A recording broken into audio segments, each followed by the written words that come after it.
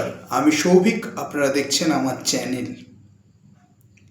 অনেক দিন ধরে ভাবছি কিছু বলবো না, বা কিছু বলাটা ঠিক হবে বা কতটা বলাটা ঠিক হবে। এই যে একটা দেশ, মানে যে কোনো দেশের কথা বলছি, দেশ মানেটা কি? নিজের মাটি, নিজের ভূমি, এবং যেখানে আমি জন্মেছি, একটা সুন্দর দেশ আমাদের ভারতবর্ষ। মানে আমরা আমরা নিজেরা গর্বিত মনে করি যে আমরা এই এই দেশে জন্মেছি। আহ, আগামী জন্ম, পরের জন্ম আছে কিনা জানি না, সেটা ঈশ্বর জানবেন। আহ, আমরা চাইবো যে আমরা এই দেশেই যেন জন্মাই। এটাই প্রত্যেকটা ভারতবর্ষের মানুষের, এটা তাদের একটা কাম্য। তো আমাদের প্রতিবেশী দেশ বাংলাদেশ, অ্যাকচুয়ালি আমি বাংলাদেশকে সেই অর্থে দেশ বলে মনেই করি না, কারণ সেই দেশটার মানে আগা মাথায় শুধুমাত্র মানে যেন তেন প্রকারেণ ভারতবর্ষকে তারা সবসময় ছোট করবে, এবং তারা একটা নিজেরা জাহির হবে সেটা ছোটোর থেকেই। তাদের যখন থেকে তারা মানে সৃষ্টি হয়েছে বাংলাদেশ, তখন থেকেই তাদের এটা একটা নেচার। প্রথম দিকে যখন ভারত তাদের কিছু দিত, খাবার দাবার বলুন বা মেডিসিন, তখন ভারত ভালো মুক্তমুখ। কিন্তু যেই একটু তারা নিজেদের মানে অর্থনৈতিক, খুব তো বড় তারা নয়, মানে স্বাবলম্বী নিজেরা হতে পেরেছে আমি বলে করি, যখন যতটুকু তারা হতে পারে আর কি, সেই সময় থেকেই তাদের মনে হয় যে না, আমাগো দেশ তো আমাগো ভারত আমাগো বন্ধু নয়, ভারত আমাগো শত্রু। ভারত আমাকে কি দিছে? ভারত আমাকে কিছু দেয় নাই। আমাকে বন্ধু হলো, প্রকৃত বন্ধু হলো পাকিস্তান। আমরা পাকিস্তানের বন্ধু। আমাকে দেশে আমরা শুধুমাত্র আমাদের কাছের যদি কোনো বন্ধু ছিল হচ্ছে শুধুমাত্র পাকিস্তান। ভালো কথা, তোমাদের বন্ধু পাকিস্তান। এবার কথা হচ্ছে গিয়ে, এই ভিডিওটা করার মেন কারণ হচ্ছে বাংলাদেশকে নিয়ে আমার কোনো ইন্টারেস্ট নেই কোনো ভিডিও বানানোর। আমাদের যারা পশ্চিমবাংলায় থাকি আমরা, কিছু কিছু মানুষরা চেষ্টা করছে, বা কিছু কিছু মানুষদের মনে একটা একটা একটা কিছু সৃষ্টি হচ্ছে বলে মনে করা যাচ্ছে যে তুমি হিন্দু, তুমি তুমি তুমি মুসলমান। একটা কমিউনাল কোনো ক্ষেত্রে দেখা যাচ্ছে যে কোনো কোনো ছোট ছোট ছোট ছোট পদক্ষেপে আমরা বুঝতে পারছি বা দেখছি যে মানে একটু একটু লুজ হয়ে যাচ্ছে আর কি সম্পর্কটা। আমার মনে হয় যে এই এই সম্পর্কগুলো একটা অন্য দেশের কারণে আমাদের নিজেদের, আমরা তো নিজেরা এক ছাদে মানে একসঙ্গে আমরা বাস করি, হিন্দু, মুসলিম, শিখ, জৈন, বুদ্ধ। কারণ আমরা হলাম শিক্ষিত দেশ। আমাদের আমাদের বেসিক এডুকেশন আছে, আমাদের একটা যতটুকু হোক আমাদের একটা আইন আছে, আমাদের আমাদের একটা ডিসিপ্লিন আছে। তাদের মতন আমরা ওরকম উড়নচণ্ডা নই, তাদের মতন আমরা ইনডিসিপ্লিন নই। তো আমাদের এখানে অনেকে শিক্ষিত ব্যক্তি। তো আমাদের মনে হয় না যে একটা প্রতিবেশী দেশের কাঠামোকে দেখে, বা একটা প্রতিবেশী দেশের কে দেখে আমাদের নিজের এখানে এই এই রাজ্যে বা এই দেশে আমরা কোনো ভায়োলেন্স সৃষ্টি করব, বা একটা একটা এমন ধরনের ঘটনা ঘটাবো যেটা কিনা ওই দেশের জিনিস, মানে ওই দেশের ঘটনা আমাদের দেশেও যেন না আসে। আমরা যতটুকু মনে করি, যতটুকু সংবিধানটা পড়ে মনে করেছি যে আমরা ইকুয়াল সবসময়। আমাদের আমরা আমাদের মতন নিজেদের জীবনযাপন করি।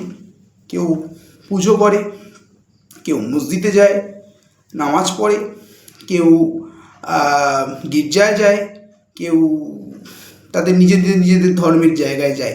সেটা তাদের নিজেদের একদম একান্ত ব্যক্তিগত ব্যাপার। আমরা আমাদের মতন নিত্য পুজো করি, যারা আমরা এখানকার সনাতনী যারা আছি। আমাদের নিজেদের জীবনযাপন আমরা খুব ভালোই করছি, এবং এখানকার যারা ইসলামিক ব্যক্তিত্বরা আছেন তারা তাদের মতন 5 টাইম নামাজ পড়ছে।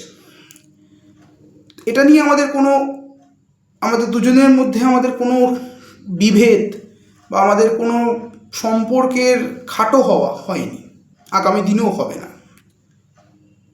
বাংলাদেশকে নিয়ে আমাদের একটাই যেটা মনে হয়, যেটা যে পদক্ষেপ নিয়েছে সরকার বা ভারত সরকার যে পদক্ষেপ নেবে, অবশ্যই ভারতীয় হিসাবে তাদের প্রতি কোনো বাংলাদেশের প্রতি কোনো খুব একটা আমাদের সম্মান বা খুব একটা বিশাল কিছু দেখাতে হবে এরকম কোনো ব্যাপার নেই। কোনোদিনই আমার ব্যক্তিগত সৌভিক ভট্টাচার্যের কোনোদিনই ইচ্ছে ছিল না যে, বা কোনোদিনই মতামত দেওয়ার ইচ্ছে ছিল না যে বাংলাদেশকে নিয়ে কোনো সেই কমেন্ট করবে। কিন্তু কোনো ক্ষেত্রে ফেসবুক বা মানুষের যে একটা বিভেদ সৃষ্টি হচ্ছে, একজন আইনের ছাত্র হয়ে এটা এই ভিডিওটা না করে পারলাম না। একটা কথাই আবারও বলবো, হিন্দু, মুসলিম, শিখ, সাই, অমুক প্রচুর মানুষ আছেন আমাদের ভারতবর্ষে। আমরা আমাদের মতন করে বাঁচবো, আমরা আমাদের মতন করে জীবনযাপন করব, কারণ আমাদের একটা ভারতের সংবিধান আছে, এবং সেই সংবিধানটা খুব সুন্দর। সেই সংবিধানটা যারা পড়েছে তারাই জানে না অ্যাকচুয়ালি। সবাইকে আমি বলবো পড়ুন, বা নিশ্চয়ই আপনারা পড়বেন। নই তাদের মতন একটা ছোট লোক, এই কথাটা বলতে আমার খুব বাজে লাগছে, তবুও আমি বলছি, তাদের মতন আমি এই কথাটা হয়তো এই ভিডিওতে সাজে না। তাদের মতন আমরা ছোট লোক নই, তাদের মতন আমরা আকাট নই। তারা একটা আকাটদের দেশ। বাংলাদেশ মানেই একটা ইলিটারেসি আছে, যেখানে কোনো এডুকেশনের কোনো ব্যাপার নেই। তারা শুধুমাত্র নিজেদেরকেই তারা ছোট করছে দিনের পর দিন, এবং সেখানকার যারা সত্যিকারের ভিকটিম হচ্ছেন যে সকল মানুষরা, সেখানে আমি হিন্দু বলে যে তাদের প্রতি আমার কনসার্ন, তারা হিন্দু, সেখানে যদি ইসলামিক মানুষরাও হতো আমি তাদেরকেও নিয়েও বলতাম এই ভিডিওটা করতাম। সত্যি কষ্ট তারা পাচ্ছেন, সত্যি তারা কষ্ট পাচ্ছে, এবং অনেক ব্যক্তির সঙ্গে আমাদের পশ্চিমবাংলা যেহেতু থাকি, বাংলাদেশে অনেক আত্মীয় পরিজন আছেন তারা খুব ভয়ে আছে, তারা খুব ভীত, তারা আস্তে আস্তে একটু ভয় পাচ্ছেন যে তাদের পরিবারের কি হবে, তাদের সেই আত্মীয়দের কি হবে।